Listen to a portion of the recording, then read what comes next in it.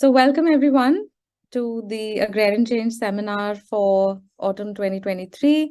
Amod, can I just check if I'm audible? Okay. Yeah. Okay. Yes, okay. Yeah, great. So I'm Shreya Sinha, one of the editors of the Journal of Agrarian Change and a lecturer at Queen Mary University of London. So as some of you would know already, the Journal of Agrarian Change has been organizing an annual seminar series since 2008, and it has been organized in online and hybrid mode continuously since the COVID-19 pandemic. And so we continue in this mode this year as well. So the series this term is organized in collaboration with UCL Institute of Americas, ISS The Hague, and the Center on Labor Sustainability and Global Production at Queen Mary University of London. So I'm joined here today by my co-organizer, Amod Shah from ISS, who's just hiding behind the name JAC. So before we move to our guest today, I would also like to flag that this meeting will be recorded. So if you do not want your audio or video to be recorded, please keep your camera off and use the chat for comments and questions. So, so our guest today is Dr. Rajanya Bose. Rajanya is a postdoctoral research associate at the Department of Geography, University of Sheffield, where she's currently working in an action research project on young people's experiences of urban inequalities and claim making in secondary cities in India and Nepal. She recently received her PhD in international development at the University of East Anglia.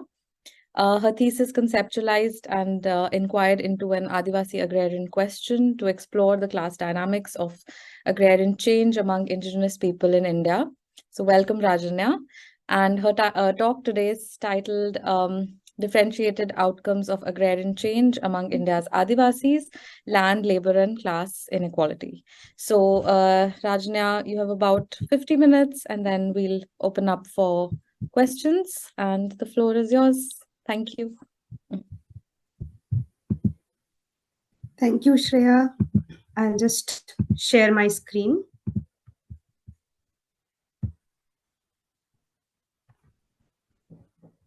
Okay, can you hear me? Yes, we can hear you. Okay. So I will be talking today about differentiated outcomes of agrarian change among Indian Adivasis. And I will start by just giving a brief layout of what's going to come in the next 45-50 minutes. I will start by briefly introducing the material conditions and reproductive conditions and strategies of Adivasis overall in India, followed by just talking briefly about why discuss class dynamics of agrarian change for Adivasis, why it's important. Then I will move on to my two field sites, one in the eastern Indian state of West Bengal and the other in the central eastern Indian state of Chhattisgarh. For both the states, I will talk a little bit about the condition of Adivasis overall in the state before moving on to the specific historical conditions and my own empirical findings within the field sites.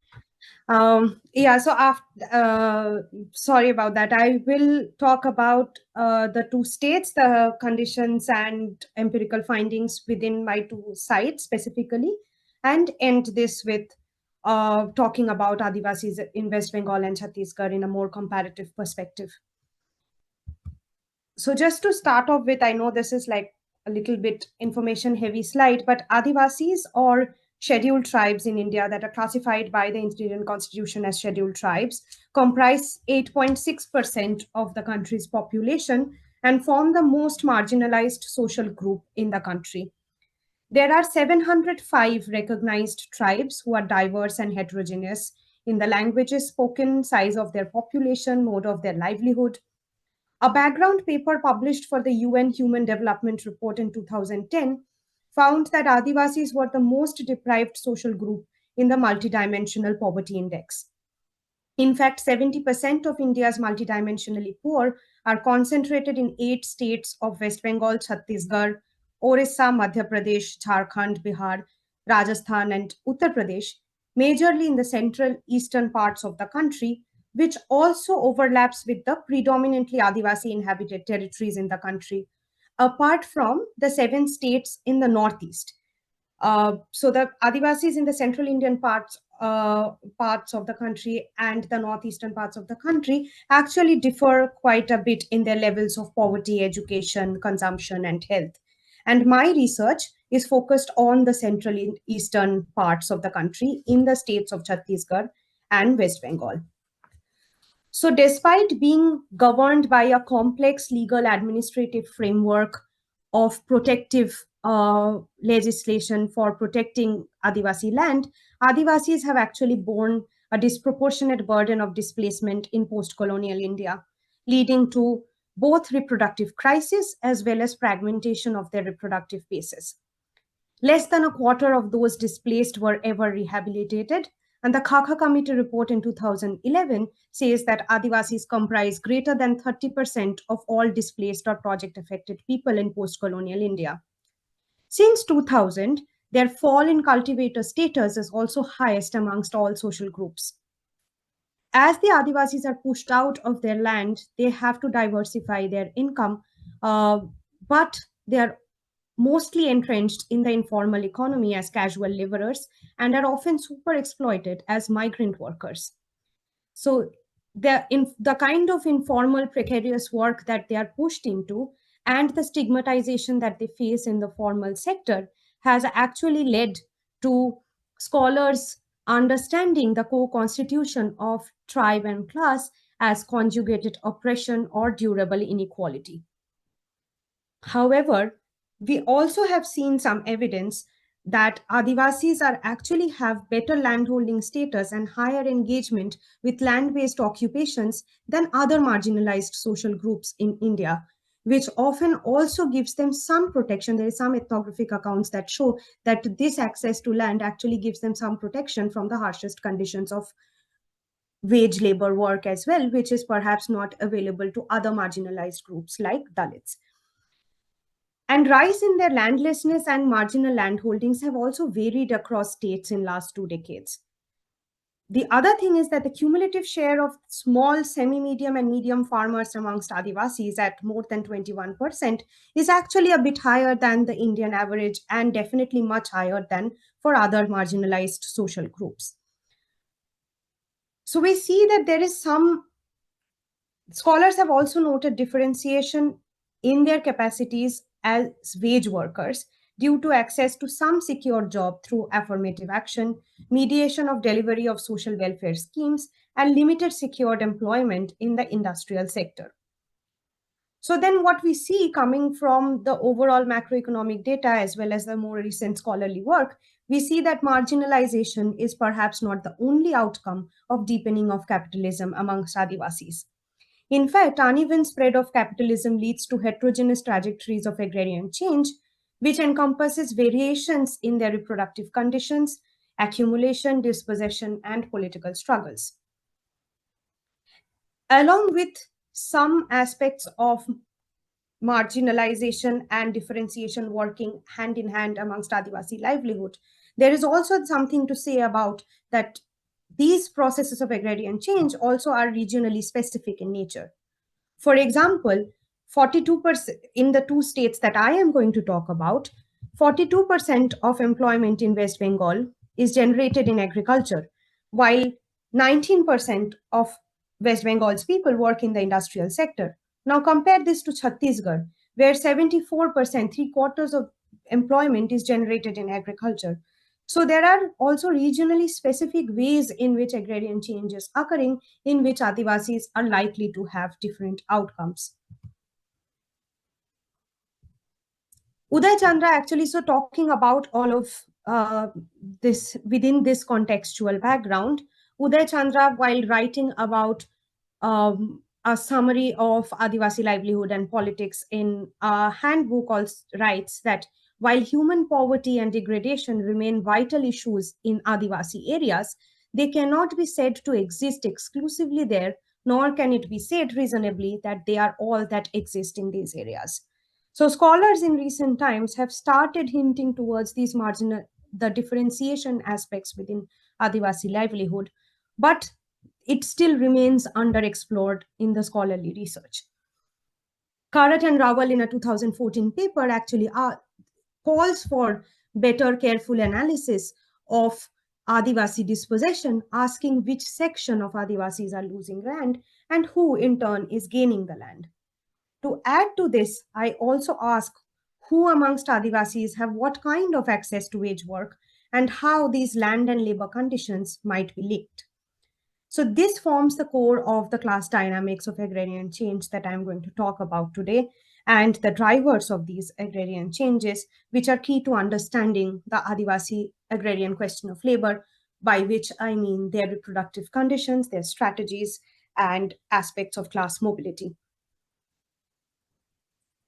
The final thing that I want to say before getting into the findings is that while class differentiation among Adivasis is relatively a little more researched when it comes to class differentiation or mobility within single Adivasi groups, class relations between Adivasi groups in geographical proximity is relatively underexplored in research, or rather not explored in much depth.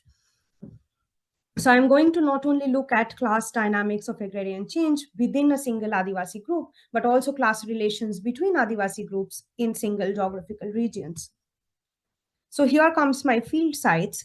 The first field site is Jhargram district in West Bengal in the eastern India. And the second one is Raigad district in Chhattisgarh.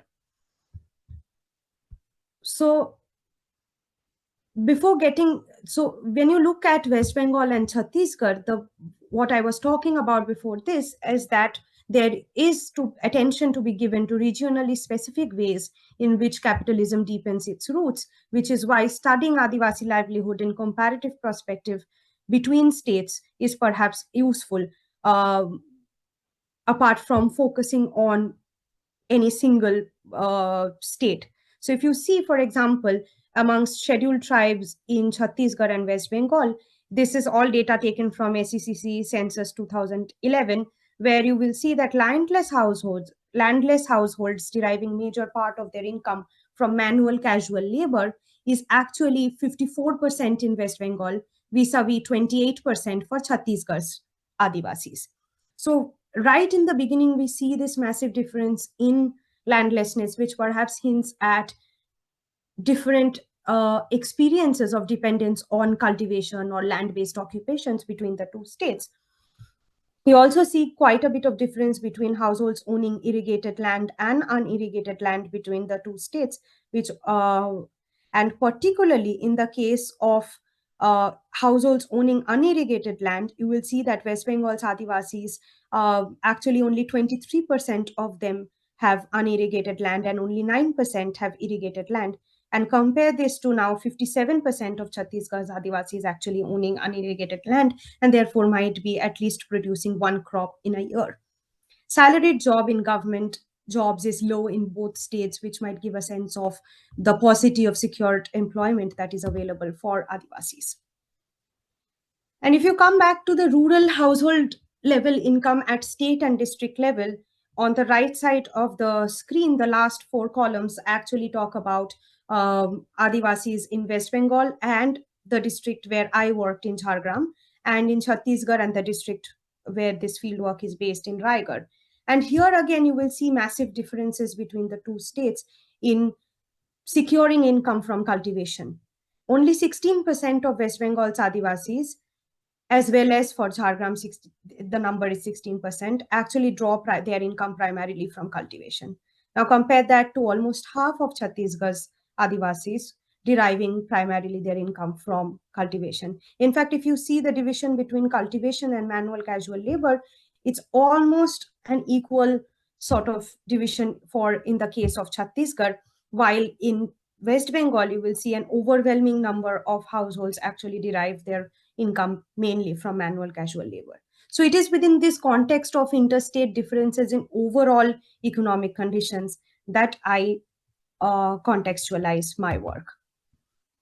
So talking about Adivasi livelihood now, particularly within West Bengal, Adivasis comprise 5% of West Bengal's population, and Santhal Adivasis form half of that population. Adivasis in West Bengal are actually divided territorially in two parts. In northern Bengal, where they are more tied to tea plantations, while in southern western parts of West Bengal, where they were traditionally more attached to settled cultivation. And I will be talking about southwestern part of West Bengal here. So Adivasis in West Bengal in the post-colonial era did not have sort of a linear trajectory of moving towards proletarianization, as those processes were interrupted by successful land reforms in 1970s and 80s. Adivasis gained positively out of the land reform process, where while comprising around 5 to 6% of the state's population, they comprised 19% of the new landholders after land distribution.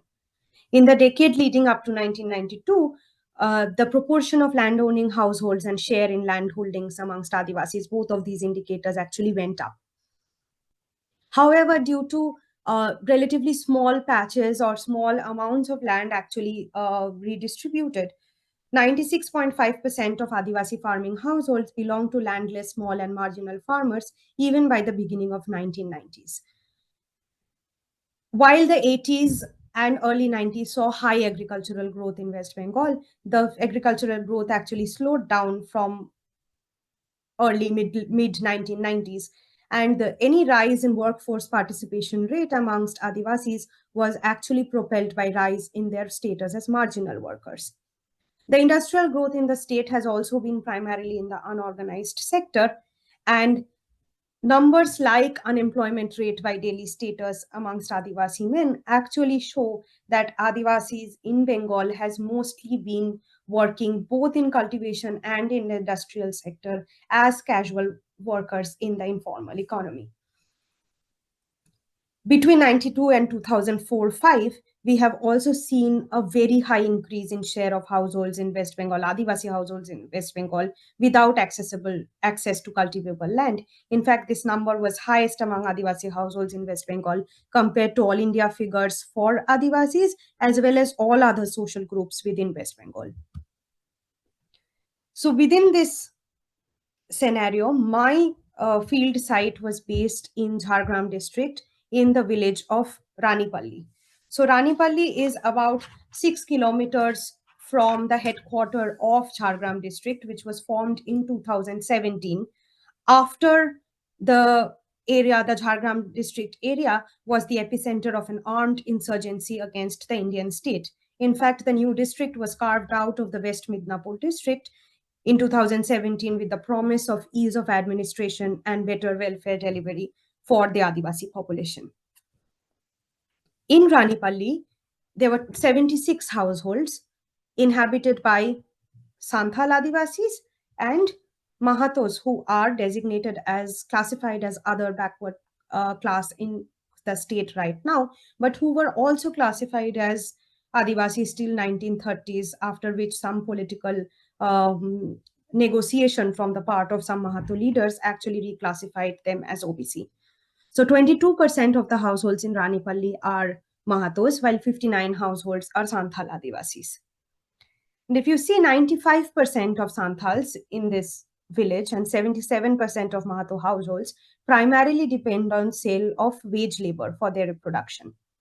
And 75% of the Santhal households work as casual workers in the non-agrarian sector, by which I mean mostly working in the construction sector in the expanding town nearby. 30% of Santhal households are landless, and amongst those who own land, 93% own less than an acre. Cultivation here provides for greater needs of simple reproduction than was the case a few decades back. And that is due to both land reforms and improvement in yields that took place over the 80s and 90s. However, the unremunerative prices as a result of tied debts with agricultural traders and no access to public procurement of paddy have stunted agricultural income. So in Ranipalli, we will see that as one Adivasi government school teacher explained to me, that even 20 to 25 years back, people did not even have enough to eat throughout the year in the village. Many would take loans in the lean season and work as agricultural laborers in the rest of the year in an unending debt cycle to repay the loans. He further told me that the yield has grown in the past 10 or 20 years. We used to grow desi indigenous seeds before. We would just scatter the seeds in the field, not plant saplings as we do now. The paddy was taller and prettier, but would yield far less rice. People's income from cultivation has also improved as the farmers' share of the produce has improved due to land reforms, which mainly led to tenancy reforms in Ranipalli, ending exploitative rent collection by absentee landlords. So we see right now that paddy is the main crop grown in monsoon here using store-bought seeds, fertilizers, and pesticides, and sometimes with the aid of canal water, though this release of this water has become increasingly unreliable in the past 3 or 4 years. When I was in the area, the canal was broken for months, and people were not sure if it would be mended before the next season. Tractor use is not common due to fragmented holdings, but when used are rented from non-Adivasi farmers in neighboring villages as no household in Ranipalli owns one. So the dependence on cultivation for subsistence has improved in the past 2 decades, but still remains low comparatively because of the kind of dependence on traders who buy much of the marketable surplus at the end of the paddy season, which I will talk about in just after this. But before that, I also want to point out that this dependence on cultivation is also differentiated between Santhal and Mahato people. And that is because the difference of land fertility between Santhal holdings and Mahato land holdings in the village. So the Mahato households in the village live and are in possession of more low-lying inundated areas within the village, which has a higher yield of paddy, while the Santhal farmers live on a little bit higher plain, the land that they locally call Danga or Dahi land, which grows only 2 to 3 quintal of paddy in a bigha. In West Bengal, 3 bigha equals 1 acre. So it grows about only 1 quintal of paddy per acre in this Danga or Dahi land. While Mahato land grows about 7 to 8 quintal paddy in 1 bigha. So this unequal yield based on fertility has differentiated subsistence between Santhals and Mahatos, drawn even from marginal share land holdings. Now, why this difference in fertility is difficult to document at this point, though historians have documented that Mahatos who were later entrants into the region than the Santhals had spent much effort in the 19th century to settle closer to the low-lying inundated areas. And by becoming village headmen and watchmen, they had also gained some access to timber within the forest, which they in turn used to consolidate their positions in settled agriculture.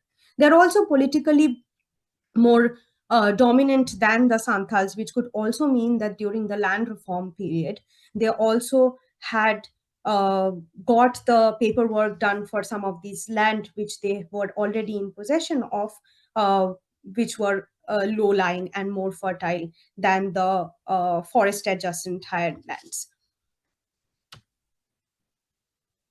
So then Santhals have continued to depend less and less on cultivation because of the marginal land holdings, because of low fertility of their land, as well as the exploitation by the local traders that I was talking about, who are locally called foreddars in this area.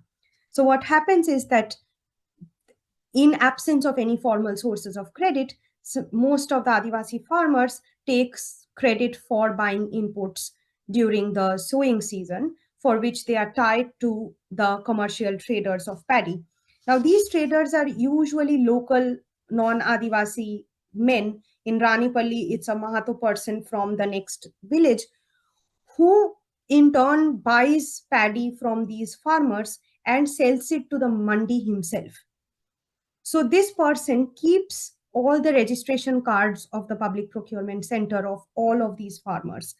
And in return for very little money, usually 2 to 5,000 rupees where whenever he uses their registration cards, he actually collects and sells paddy to the mandi and then comes back and withdraws money from the farmer's bank account in exchange for a small fee. Now, while these malpractices are well known in the region, the Foreddars have support from the mandi officials and local political party leaders, the respondents said. So the appropriation of surplus from farming through working of commercial capital then forms the basis of accumulation among a small base of politically influential but non-Adivasi people. And the final point in terms of cultivation that I want to make here, which forms further differentiation between Santhals and Mahatos, is actually the practice of vegetable cultivation by Mahato farmers. Usually, they grow bitter gourd or cucumber or pumpkin during the drier season. Because their land is low-lying, they also have some access to private irrigation pumps, which the Santhal farmers usually working on much drier, higher land do not have, and therefore stay away from vegetable cultivation. Even if they cultivate vegetables at all, it's usually if because of fluctuating prices of vegetables throughout the year, if they make losses in one year, then the Santhal farmers usually cannot invest back into vegetable because they do not have the kind of credit or the source of money to reinvest in vegetables again in the next year. So this has now led to the point where Santhal farmers even keep some part of their land fallow because they would rather work as non-agrarian worker in construction in the nearby town than work for a quintal of paddy over a period of 6 months. For instance, Adivasi farmer Babu Murmu farms only half of his 3 bigha land, which is 1 acre land, to cut costs, and his son rather does construction work throughout the whole year. He said not farming the entire land for even marginal landholders is not uncommon in the neighboring villages, especially in the dahi or the dry lands that remain with Santhal farmers. Another Adivasi farmer, Maina Murmu, grew some bitter gourd a few years back. She says the same year the price crashed to 2 per kg for oversupply. She has not grown vegetables since then. Once she made a loss, she said it is not possible for her to invest anymore. The year I visited, cucumber prices had crashed to less than 5 rupees per kg in the wholesale market, and 4 to 5 households that had grown it were unwilling to even harvest cucumbers to minimize losses. So this condition of cultivation has then pushed Santhals more and more into wage work in the nearby town, which includes construction work as well as work in bamboo depots to cut and sharpen bamboo in bamboo depots, like the picture that I have shown here. So this is bamboo being taken to a depot to be then cut and packed by Adivasi laborers, which are then sent out all across the country. The move towards non-agrarian work has also been pushed by very low availability of agricultural wage work. I saw early signs of contractualization of wage work in the area where women farmers, women agricultural workers were pushed out even more as men were taking up harvest work on contractual basis, working for a few hours very early in the morning before leaving for non-agricultural work in the town. So both low availability of agricultural wage work and this contractualization has continued to push women out of agricultural wage work as well. But what we also saw was the reverse. There has been, because of improved yields, because of better PTS provision by the West Bengal government, there has also been a reversal of seasonal migration for agricultural work among Santhals in the past decade, what they locally called Nabal, where they would go every year during the second season of paddy growing and work in neighboring areas where a second crop was grown. So the non-agrarian work, which is mostly in the construction sector, has also gender differentiations when it comes to both access and wages. Women are paid at least 30% lower for the same kind of unskilled work or semi-skilled work, and they also find it difficult to access this work because of the commuting that is required to go to work, as well as because general preference for male workers in the construction work in the town. There is also an increasing now concern about immigration in the Jhargram town growing up, particularly from the neighboring districts of Murshidabad, from where uh, migrant workers are brought in by labor contractors who usually work under much harsher conditions in the town. And local workers worry that in 5 or 6 years from now, there might not be enough work, even as casual workers in the informal economy for local workers. Class mobility as wage workers is only possible, is limited and only possible via salaried work amongst Adivasis here, which means, which mainly means jobs as school teachers. But in West Bengal, if you see, only 1.3% of Santhals are in salaried work, which is much lower than for Adivasis in the state. In Ranipalli, there are 3 households that have salaried work, uh, 2 in very sort of low ranking positions in the army and in the telecom sector, and 1 person as a school teacher. But salaried work as school teachers, or even any kind of factory work which can be more secured in the region, is only available through political patronage with the local political party, which is the same case for non-agrarian self-employment as well. There are 3 Santhal households in the village that are into any kind of self-employment opportunities. And in all cases, I saw cases of mediation by the political party for them to have any kind of access to the starting capital or the land, which I will show in a case study. Uh, so if you talk about more secured work for Adivasi men or women, uh, it's difficult without political patronage to get it. For example, Biplab Soren, a young Adivasi man who completed high school education, told me that a paper mill in Jhargram, one of the few places which provides more stable regular employment, has been consistently reducing staff over the years. Biplab went to look for work at the mill several years back when a politically influential leader asked for a substantial bribe which he could not afford. This was for a permanent job at the factory, but this was not a permanent job, but a temporary job, but coveted due to the regularity of income. An Adivasi party member, the TMC is the party which is in power in the state at this moment, agreed that job openings in mills or factories are rare and often filled by the people from the town under the supervision of urban party leaders, which generally meant through political patronage of the urban party leaders in return for financial incentive or bribes. In the case of self-employment or petty commodity production as well, we see similarly political patronage being essential for it to work.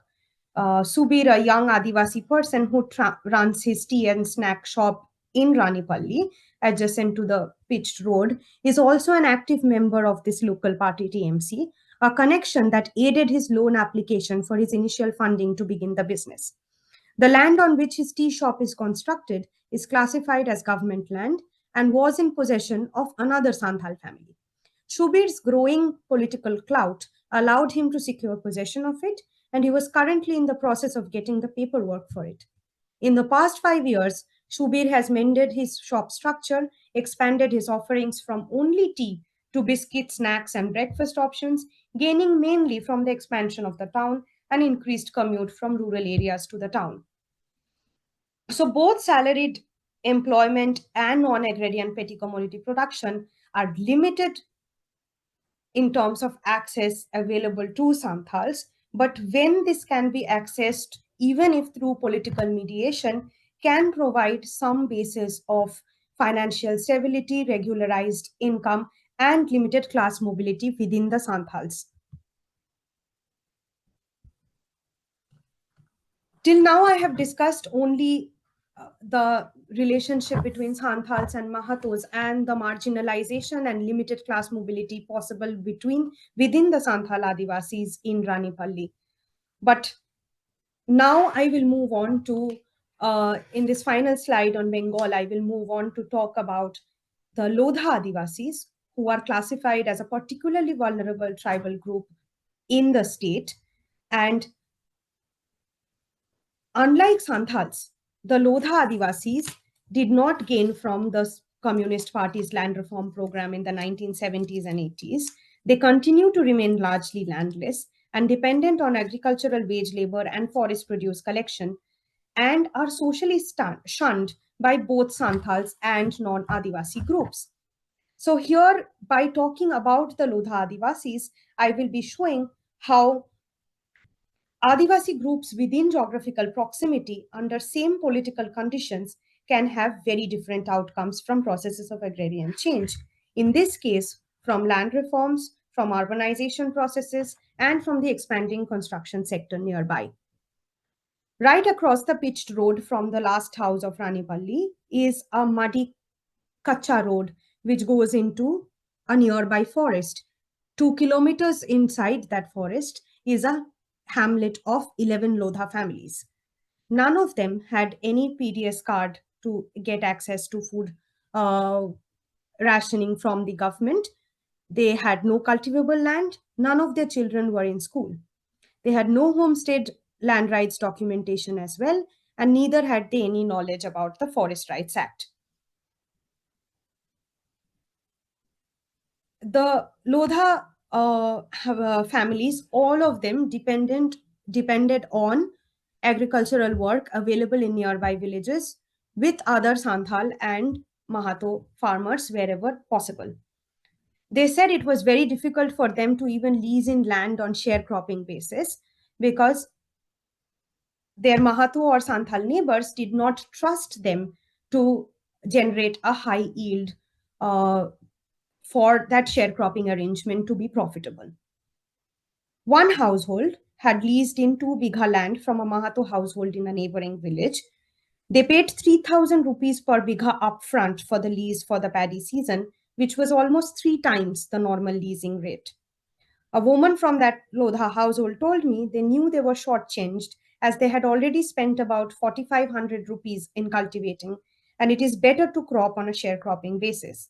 But she said Santhals or Mahatos would not trust Lodhas to farm properly and generate good yield to agree to sharecropping arrangements. In fact, K. Shivaramakrishnan, in his work on Midnapur, of which Jhargram is also a part, critiques the government's failure to make Lodhas beneficiaries of the land reforms program in 1970s and 80s. Treating Lodhas as only forest dwellers has meant the development planning for the group provisions only for employment schemes or forest generation schemes, which has not worked in their favor.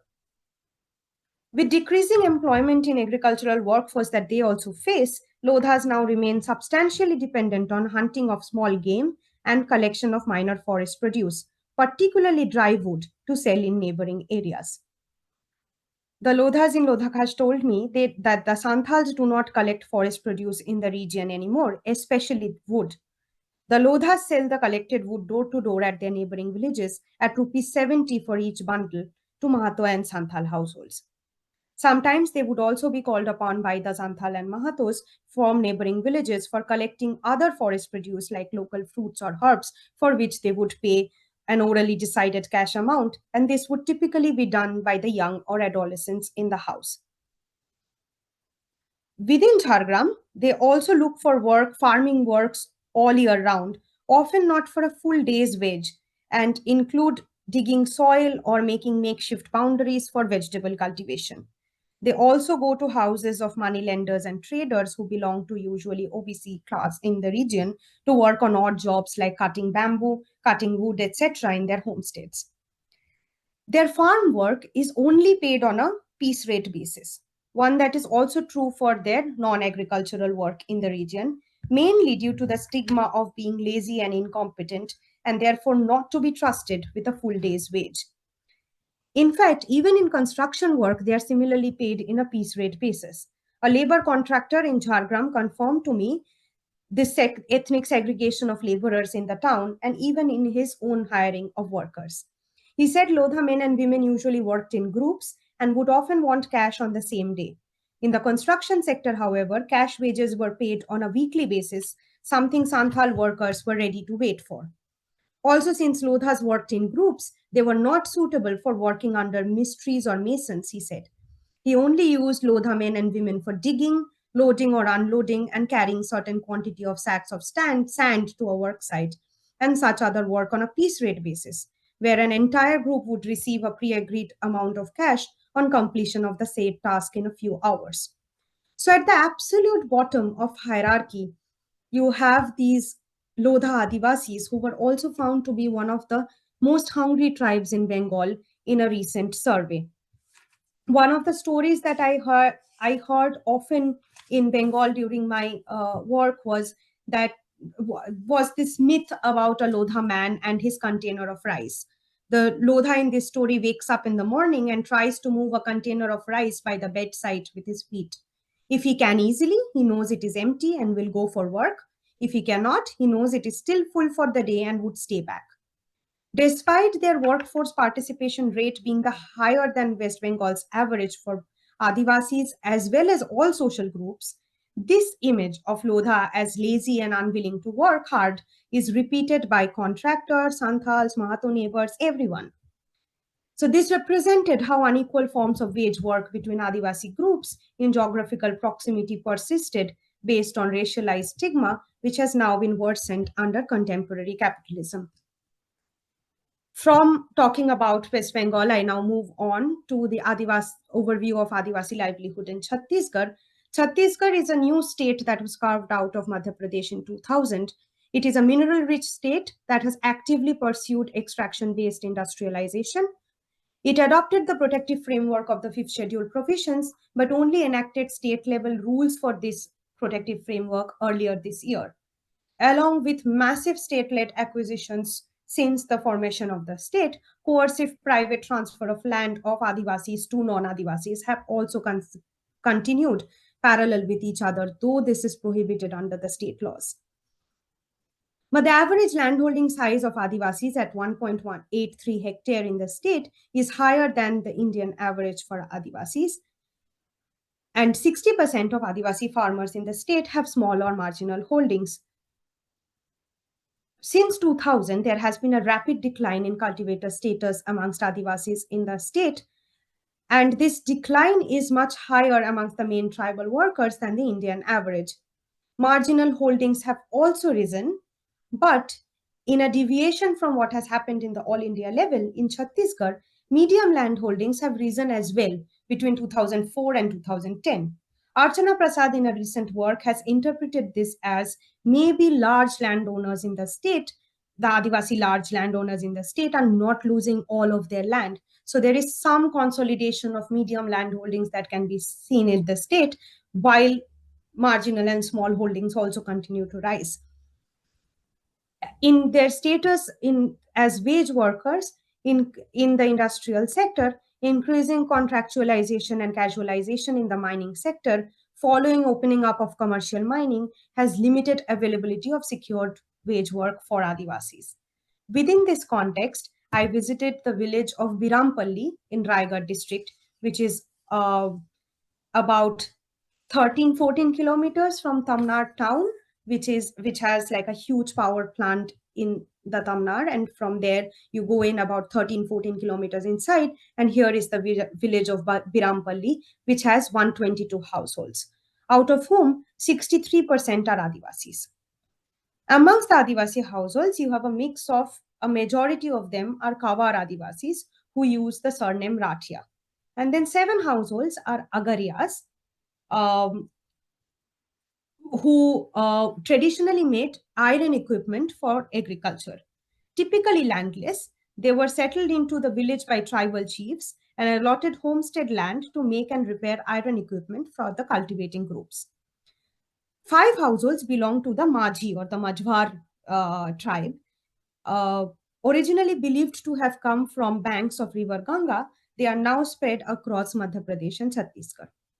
22 households in the village are Dalits, belonging to Chauhan and Sarthi. And 17 households belong to other backward classes using the surnames like Patel and Nayak.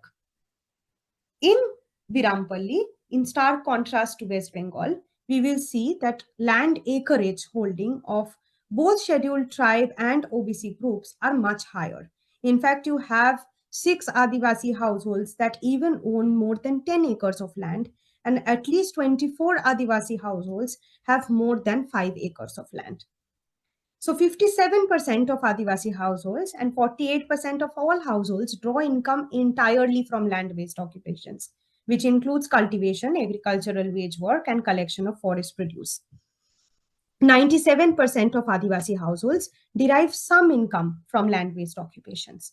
And only 3 households owning more than 5 acres participate in non-agricultural work. There are 4 Rajanya, reasons. sorry to Yeah. interrupt. Yeah, you have about 10 minutes more. So, Yeah, should be okay. enough. Okay, thank you. So there are 4 reasons why land provides better income for landholders in Birampalli when you compare it to Ranipalli. One is that they have better land access. The land acreage in the table here gives a glimpse of that better land access. The soil fertility, in fact, is much better here when it compares to Ranipalli soil. In fact, in Birampalli, the soil grows about 15 to 18 quintal of paddy in monsoon, which is twice compared to even the low-lying paddy lands discussed for West Bengal, and makes the basis of one of the key differentiating factors of dependence on cultivation for Adivasis and non-Adivasis in the village. Cultivation is also mechanized, leading to higher yields using tractors, harvesters, H5B seeds. In fact, there are 9 households in the Birampalli village itself who own tractors, and harvesters are also owned by neighboring villagers in the neighboring villages from whom they are rented out. The other factor that differentiates the dependence on land is a robust public procurement in the state, of which Birampalli also from which Birampalli also gains. So the public procurement center is right at the end of the right at the periphery of the village, and within 2 weeks of giving paddy to the public procurement center, money is paid directly to the farmers in their account. And the final thing that differentiates the dependence on land is a robust minor forest produce collection that is practiced within both Adivasis, Dalits, and OBC households in the village, who collect mahua and tendu leaves during spring and summer to sell to traders to earn from land-based occupations as well. But within Birampalli, we can see a clear class differentiation in land-based income among Adivasi households. Land is unequally divided within the Kawar tribe, but also very prominently differentiated between the Kawar tribe on the one hand and the Majhi and Agaria households on the other. There are only 2 landless Kawar Rathia households in the village. The Kawars, they comprise 87.5% of households that own 5 to 10 acre of land, and all 6 households that own more than 10 acres of cultivable land. In contrast to this, 4 out of 7 Majhi households own some land, but no one owns more than 2 acres.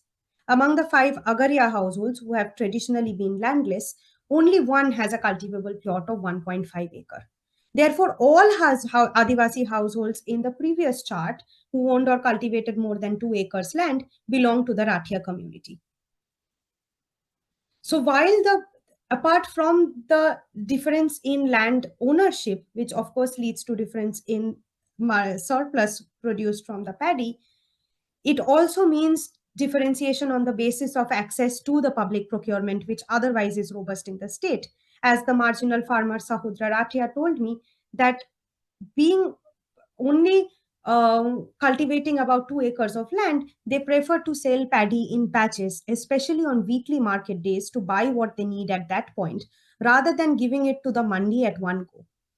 2 shops in Birampalli also pay 11 to 12 per kg to exchange paddy for any groceries, who have further links to petty traders in the region. So marginal farmers, instead of paying earning from procurement at one go, which pays 17 to 18 rupees per kg, would rather see this paddy as a form of saving and pay only and take 11 to 12 rupees per kg throughout the year in exchange for paddy, if it means having some form of savings in their house.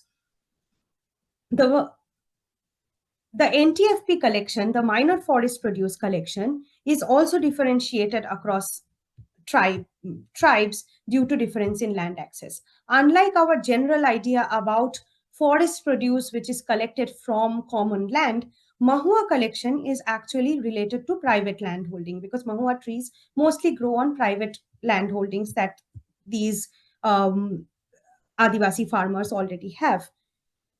So Mahua is generally either collected by the families themselves from their own land, or they are rented out on a sharecropping basis. But because women cannot find alternative work in summer and during spring due to high entry barriers into non-agricultural work for them in the industrial sector, they usually do not want to give out Mahua trees on sharecropping basis.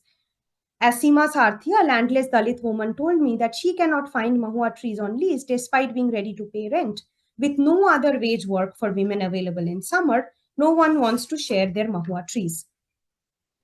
So, on the one hand, landless households do not have the same access to Mahua, who can only collect it on sharecropping basis, which when you see the difference in land holding across tribal lines, as I have showed in this slide, between the Kawar households on the one hand and Majhi and Agaria households on the other, the income generation from minor forest produce is also tied to these land access differences along tribal lines. When it comes to wage work in Birampalli, we see that agricultural work availability is better than we saw in the case of West Bengal. But men tend to work in mines and power plants because they can earn up to 350, even 400 rupees a day compared to 150 or 120 rupees a day, which they would be earning in agricultural wage work. In fact, 7 out of 8 households here come entirely dependent on agricultural wage work are women or old people headed households. Work in mining, construction, and power sector is marked with precarity, harsh conditions, and underemployment and unemployment for significant periods of time. Households with at least 4 to 5 acres land shielded themselves from the harshest conditions of mining work and could afford to withdraw from mining work if the locations shifted too far away, payments were low, or the contractors were not paying on time. So the differentiated land access across Adivasi groups was now reflected in the extent of precarity that Adivasi households would be ready to face when it came to working in the non-agrarian sector. But in a big difference from what we saw in the case of Lodhas and their continuing dependence on Santhals and Mahatos for patronage and giving them work, Agaria and Majhi men have actually cut dependence on Kawar farmers by finding employment in non-agricultural sector. This is not true for women-headed households, however, because they continue to face entry barriers into non-agrarian work, which has particularly affected Dalit Sarthi women who still work as midwives for people in the village and have not been able to diversify their income sources. Women, in fact, are completely excluded from mining work, except for in gardening and housekeeping here in Raigad. Among all the households in Birampalli, only one woman works in the non-agrarian sector in rural construction. In this final slide, I actually show like 3 small snippets of the harsh conditions of working in the mining sector, as well as how big Adivasi farmers have also continued to keep availability of wage work low in the village by bringing in migrant agricultural workers from other villages. Adivasi farmer Krishna Rathia, who owns and farms 26 acres, brings in 35 to 40 laborers in his tractor from a forest village 18 kilometers away for 3 to 4 days of weeding work. Krishna's father was a native of the forest village and still has family here, while Birampalli is his mother's land, which he inherited as his mother was an only child. He pays rupees 120 per day to the workers from his native village, while in Birampalli, he says workers would ask for higher wages and not work as intensively.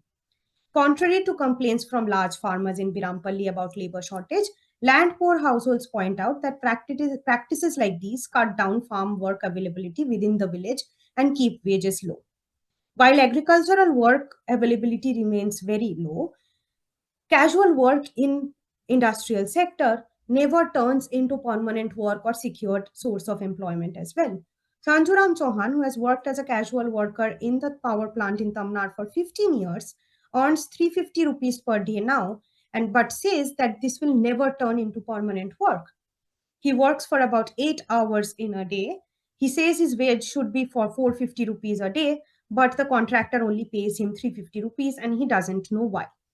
When I spoke to him, he was due to attend a meeting where the contractor had summoned all his laborers. He says the duty had already been reduced to 3 days a week and the contractor would announce layoffs on the meeting day. He said this happens every year while tenders are renewed and people start looking for work with other contractors. Similar stories about harsh conditions of mining come from even everybody that I spoke to, talking about having to walk in underground mines for 2 kilometers to even begin work, people starting work when they were already half wet, and having to even work 12 to 16-hour shifts when it would come to driving dumpers in the mines. So finally, if we compare West Bengal and Chhattisgarh scenario, we see that land-based occupations are inadequate for simple reproduction of Adivasis in West Bengal, but completely unavailable for Lodha Adivasis. Compare this to Chhattisgarh, where land has formed a basis of both reproduction and accumulation, but this basis of reproduction and accumulation is differentiated both within the Kawar tribe, but also differentiated between Adivasi groups like Kawars and Majhis and Agarias. In West Bengal, salaried work and non-agricultural self-employment can form a basis of class mobility, but the opportunities are very limited here, tied to political patronage mainly, and therefore ability to pay as well. In Chhattisgarh, on the other hand, non-agricultural self-employment was almost entirely absent amongst Adivasis in Virampalli. Salaried work was a basis of class mobility, but only for a couple of Kawar households who had school teaching jobs. In West Bengal, the income was lower in non-agricultural construction work, but availability was better for Santhals. Conditions were much worse for Lodha Adivasis, who only had to work in a sort of piece rate basis. On the other hand, in Chhattisgarh, better income is possible in the mining sector, where wage rates can go up to 350-400 rupees, but the availability of industrial work remains very poor. And women, on the other hand, are completely excluded from non-agricultural work in Chhattisgarh, but a growth in the industrial sector has also been used by Majhis and Agarias as a basis to break ties with Kawar farmers. This comparative framework shows the unevenness and inequalities in capitalist transitions, which are not just empirical variations of processes of structural and spatial transformations, as agrarian change continues in regionally specific and historically contingent manners. Adivasis are differentiated between and within them and impacted unequally with processes of increasing reliance on wage labor in both agrarian and non-agrarian sector, continuing or halted processes of development of capitalism in agriculture, and the nature of industrial growth and urbanization. The class nature of the political alliances that Adivasis form, the political claims making that they do, the possibilities of Adivasi emancipatory politics can only be explored through a more comparative and careful analysis of ongoing agrarian transformations, which I have tried to begin to do here. Thank you. Thanks, Rajanya. So if you can stop sharing your screen, great. Great. So thanks so much. That was for such a rich presentation and such, I mean, just beautiful empirical detail, but also your analysis trying to tease out, you know, all the different nuances of different social relations and so on. So, of course, the floor is open to questions. So if anybody has a question, please raise your hand using the kind of Zoom function, which I assume everybody is familiar with, or you can turn on your video and raise your hand or put a question in the chat. And while everybody is just gathering their thoughts, I actually wanted to open up with a somewhat maybe a bit of a big question and kind of just draw you out a bit from the specific details of your case. And I was just wondering, so, in your abstract, you kind of articulate this as the kind of Adivasi agrarian question, and kind of, show us all the nuances. But I was just curious to kind of hear from you, like, do you see this as a sort of subset of the agrarian question of labor in India? And if so, what does this analysis mean for the agrarian question of labor, and or maybe you see them kind of not necessarily just a subset. So I just wanted some of your, I don't know, whatever your reflections are on that.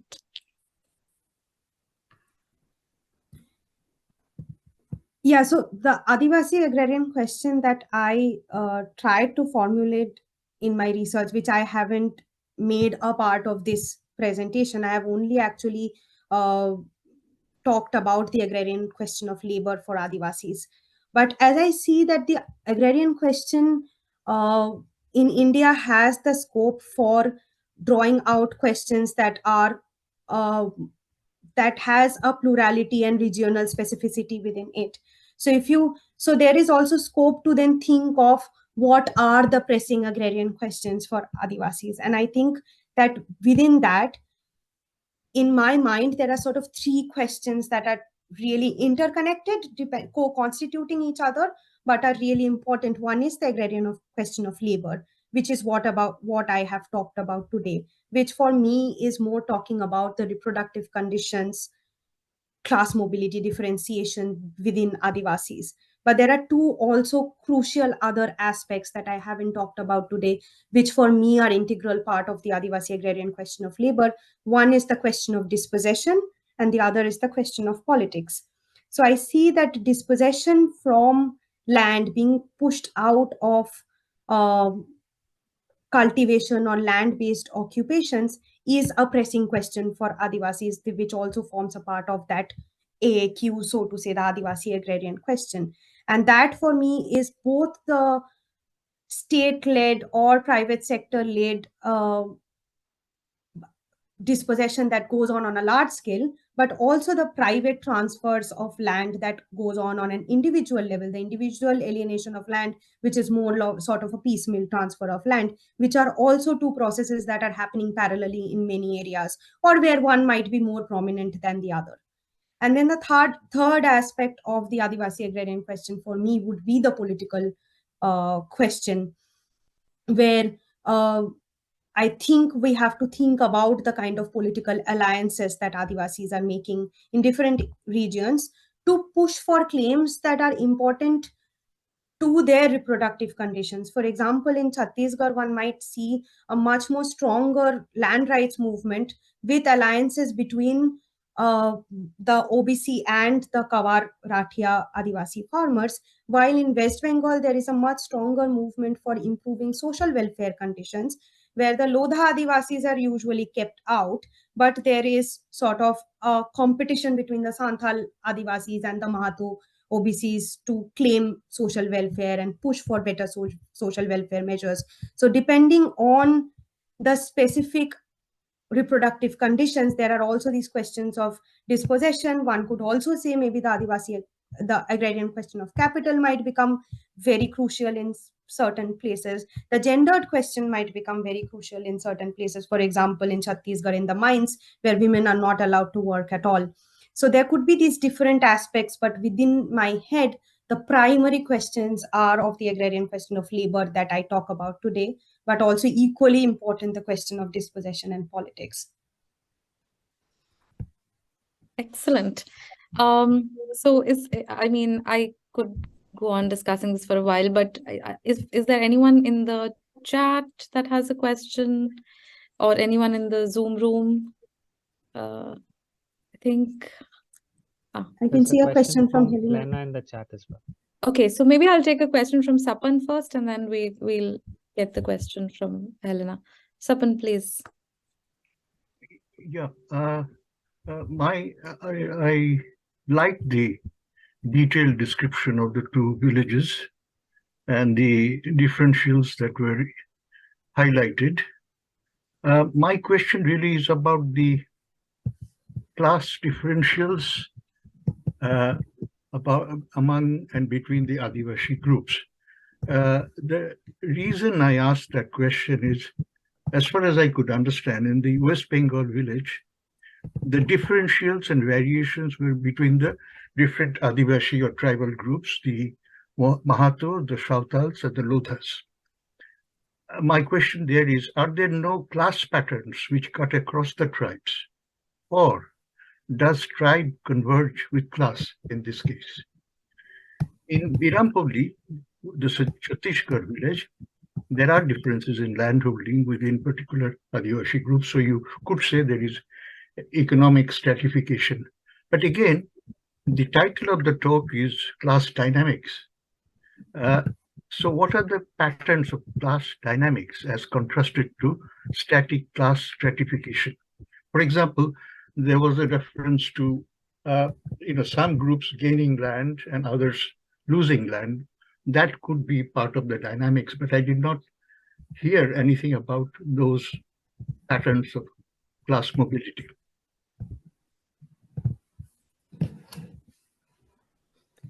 Okay, thank you. I will try to respond to the first question and maybe make a more feeble attempt to respond to the second question.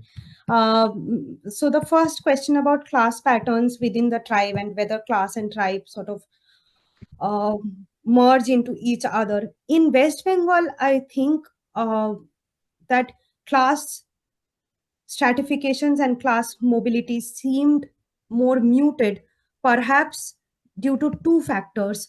One is that land holding, even if there is difference between landed and landless households, the land holdings are so marginal, so small, and the fertility of land is so poor that class differentiation on the basis of access to land is much more difficult to assess, because construction work in itself, working throughout the year in construction, is also perhaps giving the similar kind of income that 1 bigha of land could give to somebody.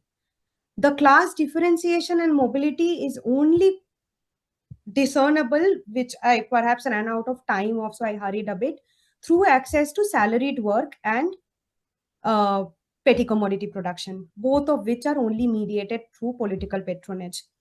Salaried work is limited to working in police or in the school teaching jobs, mostly for most of these Santhal households, who also otherwise have very low levels of education. They get out of high school or get out of school education quite early. So the only ones who can finish high school education are only eligible for jobs in low ranks in the police and in the school teaching jobs. So what I noticed at least was that when such jobs are available, the regularity of the income, the stability of the income, even if the income level was not perhaps completely different from a construction worker working 25 days in a month, still that regularity of the income is what provided for a little bit of class mobility. But in the case of, so here one could think that yes, between Santhals and Lodhas, perhaps that co-constitution of class and tribe is much more prominent than in the case of Chhattisgarh, where actually the massive differential in land access within even the Kawar tribe forms the basis of differentiation within the tribe. So we are looking at 6 households having 10 acres or more of land. The possibility of accumulation within cultivation, possibility of accumulation through access to a robust public procurement actually forms basis for class dynamics within the Kawar tribe. And actually, something that I didn't mention today, one of the worst fallouts of this is actually a impact on the Dalit households in the village, because Adivasi land cannot be bought over or sold that easily within the state. It is actually the Adivasi farmers who are able to accumulate within agriculture, and even OBC farmers who are able to accumulate within agriculture are constantly also privately buying or taking away land from the Dalit households within Birampalli. There are at least 4 households who had lost some portion of their land in the past 5 years, for example, to either big Kawar farmers or OBC Patel Nayak farmers in the village. So there is the class dynamics within Birampalli is perhaps a little more that way prominent, and it's not sort of completely merging with the co-constitution of class and tribe, unlike the case in West Bengal. That's what my sense is. Yeah, I think it sort of like answers, like sort of response to both of your questions. But yes, in the second question, I think I will, like, taking the two questions together, I think a lot of these I will also have to like carefully think about and draw these out more carefully and clearly. Great, thank you. I think Amod, if you can, or maybe I can. Okay, I'll read Helena's question on the chat, because she's on board a train and she can't she can't get online. So she's saying she's very interested in the story about groups to whom land would not be leased due to fears that they could not secure yields, ring similar to forms of discrimination and marginalization in Rwanda.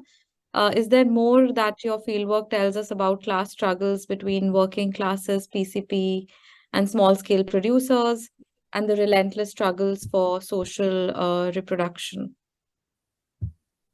So, do you want to answer that? Yeah, I think like it's a very like broad and like maybe difficult question, but I will try to say this, that yes, in fact, it is only in the case of Lodhas that one could hear this constant like worry about them not being able to both produce enough yield when they were working in the fields, as well as them not being able to claim a full day's wage even when they were working in the non-agricultural sector. So this form of discrimination against the Lodhas was quite widespread amongst both Santhal and Mahato households, to the extent that Santhal households do not even migrate in groups with other Lodha workers, or they do not seek work together. So that you could see this discrimination playing out in different ways. And when talking about class struggles between working classes, I think one interesting thing that I saw in West Bengal in this way is that the most prominent struggle in Bengal, in Jhargram, is regarding pushing of social welfare schemes by mediating with the political parties that's in power. And one would see that while the Mahatos and Santhals would both sort of be at loggerheads with each other in terms of who had access to social welfare, and would also try to push improvement in social welfare together, they would usually keep Lodhas out of it. And actually, any access to social welfare for Lodha Adivasis was mediated by Santhal local political party leaders. So the house picture that I showed, that the ones that did not have the windows or the doors or the flooring, it's actually the money that is given for building these houses are usually given to a couple of Santhal local party leaders. And they are the ones who build the houses for Lodhas. And they have been telling these 11 Lodha households for almost a year now that aluminium prices have gone up and therefore we cannot build you the doors and windows right now, and we will do it when the aluminium prices are going to come down in the market. So within this, like the struggle that we think of working classes, the Lodhas are not only kept out of some of these struggles, in fact, by mediating their claims to social welfare, we see actually small bases of accumulation for a few politically influential Santhal political party leaders as well, who are mediating these access. So I think the struggle for social reproduction plays out quite differently between the Lodha Adivasis and the Santhal Adivasis, and their claim to political power or their ability to even mediate or have conversations with the political party in power is very different from each other. And it could also be a factor of the numerical and political dominance of the Santhals. The Lodhas are few hundred thousand in the state, while the Santhals are the biggest Adivasi group in the state. So it could be a factor of that also, but the kind of racialized sort of discrimination and the stigma that the Lodhas continue to face from all people in this region, it's difficult to see them as part of the same class struggle as the Santhals and the Mahatos are participating in. Thank you. Does anyone else have a question on the chat? Do you want to raise your hand, or Matilde? Is it you?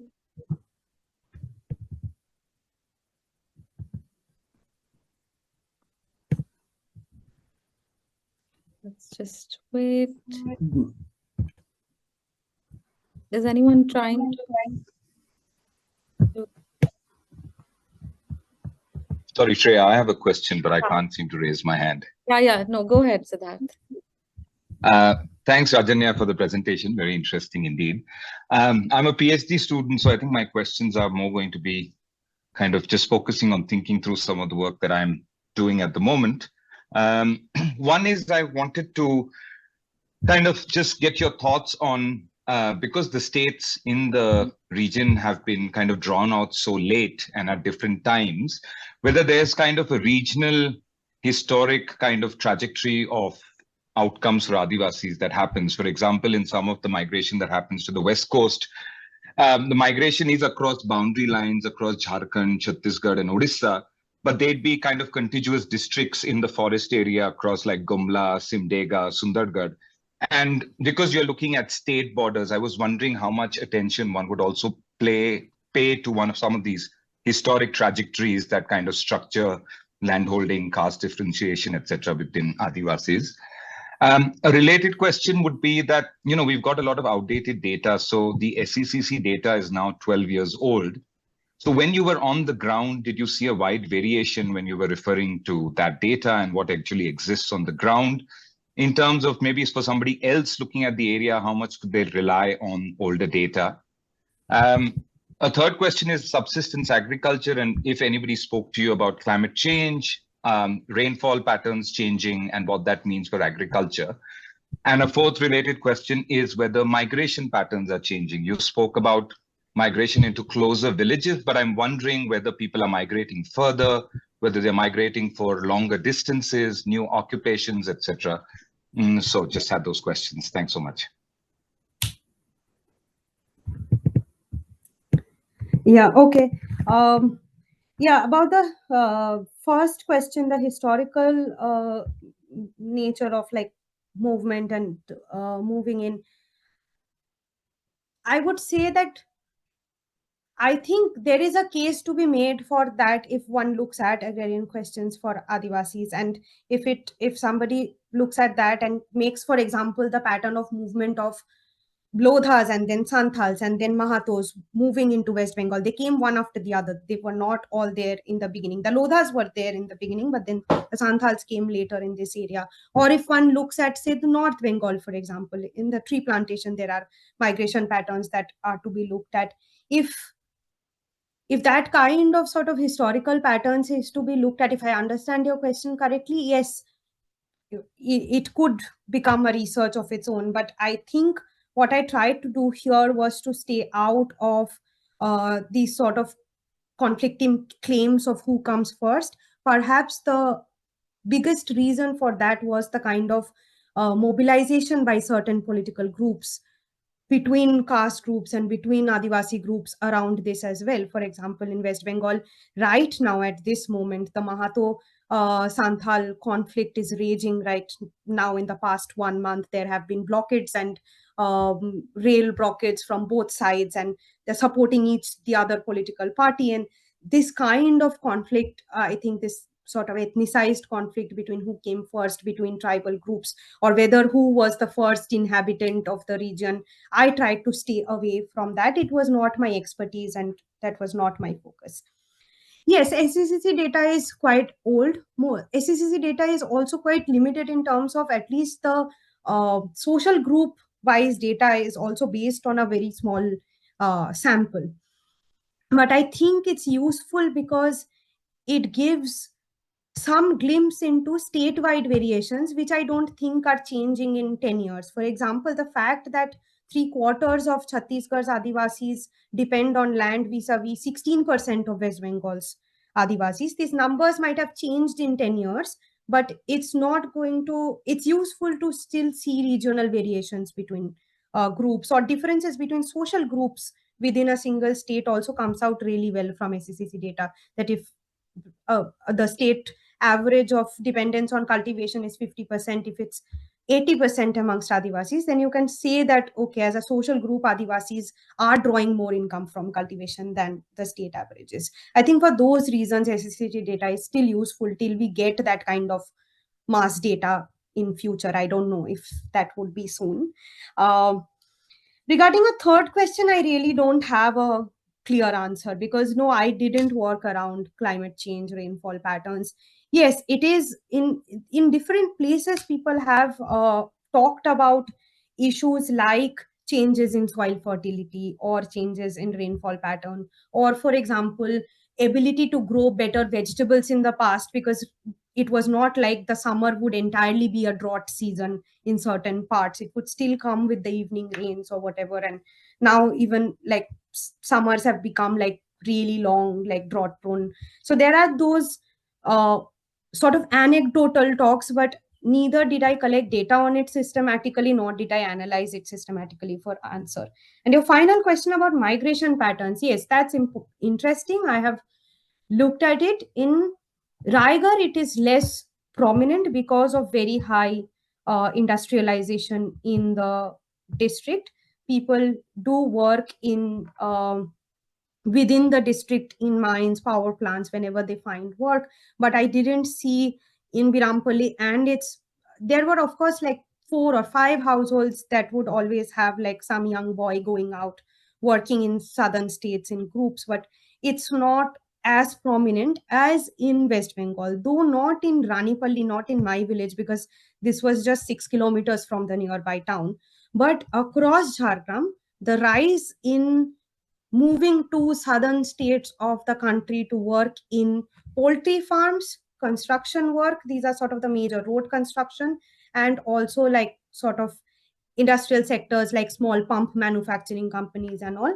The movement, the out migration from Jharkhand to southern parts of the country is extremely high, very prominent, and there is quite a bit of political conversation as well as like people's own conversations about migration is quite strong if you talk across Jharkhand, though not reflected in my village, but that is because of its proximity to the town. That's not true for more interior villages of Jharkhand, where even like 30-40% of young adults are moving out to work in southern parts of the country.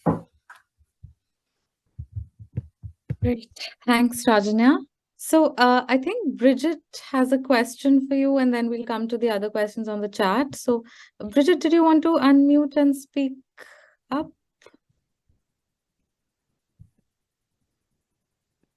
Yeah. So I wanted to ask you a question about the politics of this, because it is really interesting. Of course, I not being a person who knows about India well, I have trouble holding things in my mind. So there's lots of details that I wasn't able to actually, commit to analysis.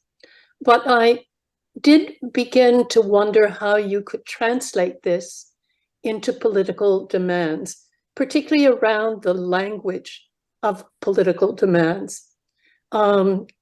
Since it is striking that the role of the state is so historically well-grounded in terms of its purchase for intervention in these arguments. I mean, yes, all of that counts, the way you have favors, who gives what, etc.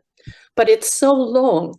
Your case, I knew that at one time, that forest people were not allowed into land redistribution schemes. And the importance of that for the Lodha groups still, with the same kind of arguments behind it, which is at the time, I think it was well, they have the forest and, they've got all the land they need, something like that. So I wondered how you can translate, in coming up with the sorts of analyses that can fuel movements and demands in ways that don't just set groups against each other, but that problematizes some of those differences, if that had come up. And the other question is not just for you, I think it's for everybody who does work, everybody who is Indian and works in India, is, this category of the other backward castes. I mean, why do you all tolerate that? I mean, sincerely, isn't it, when you repeat it all the time, doesn't it have an impact, at least on people's unconscious sense of the way the world is ordered? Anyway, so that's also about the politics of, how you build movements and what you can do sometimes just with language. Thanks. And thanks very much for the presentation, which was really quick, really clear.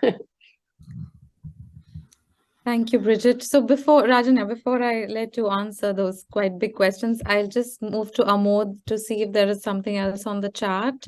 If you can just read that out, and if you have. There was a question from Gaurav, but I'm wondering, I can see Gaurav is online, so if they would like to unmute and ask the question, otherwise I can read it.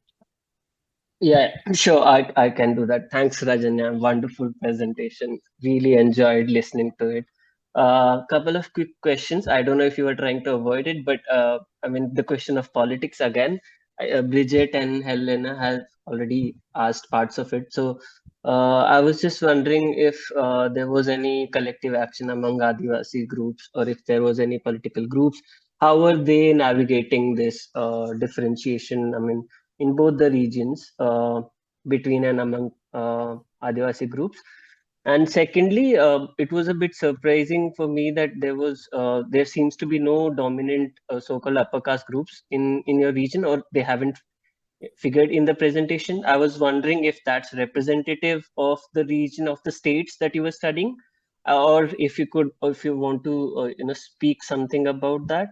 And if it is that there is a lack of any dominant upper caste groups, I was expecting Marwadis to feature in the presentation, but I mean, they didn't. But if they are not a dominant group, then how does that affect Adivasi politics? Over to you, please. Thank you. Okay. About politics and political demand making, yes, it's a difficult question. It's more, I think, more prominent to answer both Gaurav and Bridget's question. I think it's more hopeful. It sounds sort of paradoxical, but Chhattisgarh, the village that I worked in, is also under threat now because of an impending displacement notice where the whole village might be displaced due to coal mining. And that's one aspect that there are aspects of this that, of course, I couldn't go into this project, but because of that, in the past decade or so, there has been an increasing sort of mobilization for land rights within the village, which has been able to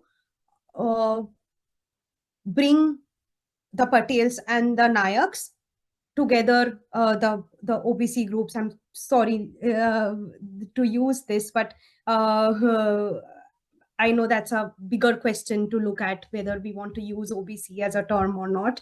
But the OBC groups with the Kawar Adivasis together in political demand making, not only to defend land, but also to negotiate together what the terms of this movement into a post-land, more sort of industrial district could look like. And this is not just a movement within Birampalli, but there has been mobilization across Tamnar block, where many villages, many of these communities have come together to make political demands. Unfortunately, from my fieldwork, what I saw was that, again, there is this has been documented in other cases where sort of land rights movements can discriminate against landless people who already are in the village. And this has again meant that many Dalit groups who have been traditionally landless, as well as Agaria and Majhi Adivasis, they have also been sort of discriminated against within this movement, often not asked to come for village meetings, or often not asked to come for big demonstrations.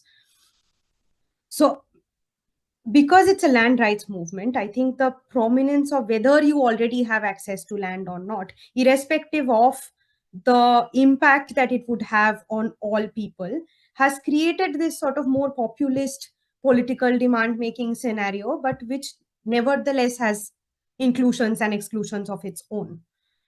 So what I think is that both in West Bengal and Chhattisgarh, I think that there is no single sort of Adivasi politics. I think one of the reasons why I went into this looking at differentiation was because that the Adivasi indigenous people are not only seen as sort of more homogeneous, egalitarian, all of that, but Adivasi politics is also made out to be this rebellious, in defense of land, sort of the entire community coming together and sort of made this monolith of having an Adivasi politics. What I saw is that political demand making is linked to the kind of specific historical sort of inequalities and the reproductive conditions in both of these states, and the politics then created its own inclusions and exclusions, often reflecting the inequalities that are there in the reproductive conditions itself.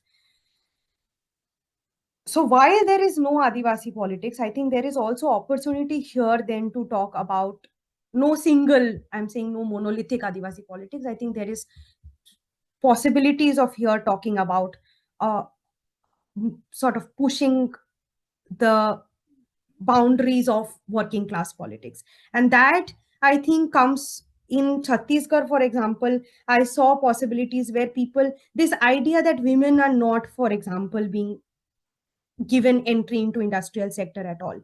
Now, this is something that comes out from people's own concern of what this post-land dispossession world is going to look like. So I think while there is not one singular, homogeneous, all-inclusive sort of Adivasi politics that I saw here, but there are aspects of these gendered discriminations or discriminations against landless people that these long mobilizations have already started to vocalize also upon. So they are talking about what will the women do in a world where there is no minor forest produce to be collected. Or maybe they are also talking about maybe a Adivasi Kisan. Kisan is usually what they call the large farmers, not really any farmer. So they talk about, okay, an Adivasi Kisan, a farmer who has 15 acres of land, might use the compensation money, buy some trucks that he or she will start then renting out to the industrial sector and sort of keep the basis of capital accumulation intact, while it will not be the case for the landless people. What will their work or what will their contracts also look like? So I think these movements have also started articulating some of these concerns as not just concerns of indigenous people or Adivasis, but have the potential for pushing more sort of working class solidarities and working class concerns. And I don't know, I think the potential for emancipatory politics will only come out of these mobilizations and solidarities as I see it. To answer Gaurav's last question about dominant groups, yes, I think in Chhattisgarh, in both cases, for the trading classes as well as people who are investing in real estate, especially in Jhargram around, because it's very close to the town, because I haven't talked about dispossession in this, it would have become too much in this particular presentation. It is not clear, but when it comes to trading classes, as well as, for example, say of Mahua, or even like the paddy trading classes in Chhattisgarh, and as well as the people who are investing in real estate in, say, urban expansion around Jhargram town, there is a prominence of upper caste groups, especially in West Bengal. A lot of that comes from the Jhargram town, but also a lot from the state capital of Calcutta. A lot of investment from Calcutta actually flows into Jhargram, has traditionally happened that way because absentee landlords before land reforms were also from upper caste groups in these places. So when it comes to that kind of sort of pushing the drivers of dispossession and the drivers of accumulation, yes, there is like definitely there is a role of upper caste groups. But in Chhattisgarh, I saw it sort of a bit less prominent. That is also maybe because the state demographic is such way that the Dalit, Adivasi, and the OBC population is actually makes up for the majority in the state, and the dominance of Marwari traders, like you were talking about, is there in, say, the Mahua trade. The Mahua trade is almost entirely driven by Marwari upper caste traders. Yes, I think there is like, I will take it into account when I talk about marginalization of Adivasi households. But within Tamnar or within Jhargram itself, I think it's the demographic that is more reflected in sort of this non-existence of the upper caste in this, because these villages do not, in Birampalli there are 4 upper caste households, but they are themselves much later migrants into the village who have come in the last 5 or 6 or 7 years and do not have sizable land holdings of their own. So it's like the political domination is more from the Patels and Nayaks, who have traditionally been classified as OBC, but are like the politically dominant groups. But that's also the case for the entire state of Chhattisgarh. The OBC groups have been the politically dominant groups in state politics as well, including driving the demand for statehood in Chhattisgarh. Okay, great. Thanks, Rajanya, for this very exhaustive answer. I think we'll take one final question from Matilde, which is, but just to say something to Bridget, the OBC category is the other backward, well, technically it's other backward classes, not castes, and of course it has a very fraught history. Inevitably it is, although it says classes, it's actually refers to a lot of caste groups, and despite the kind of discursive ordering of society that it suggests, in fact, quite ironically, it's been one of the most significant vehicles of electoral like kind of political empowerment and advancement of many kind of backward communities in over the past few decades, and it seems like it remains so anyway, that's for another I think for someone else to come and talk about at another time. But thanks so much. So Matilde, you have the last question, and then we will wrap up. Do you want to unmute yourself, or have we lost?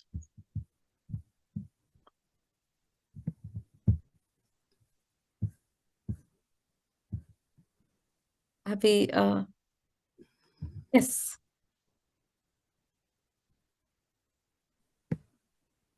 Hi. I cannot hear you. Can you, Matilde, do you want to ask your question? You're muted.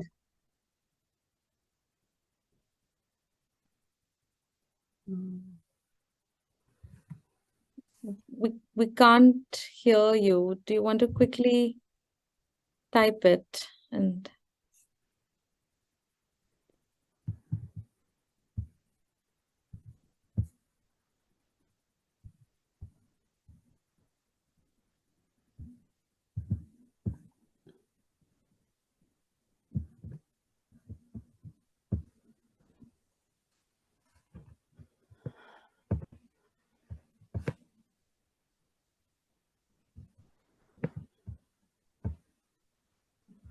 I feel like I can hear her typing, no? Matilda, are you typing the question now? Okay. I'm not sure if the question is coming or not, but in any case, I think we will have to wrap up. So thanks everyone for joining today.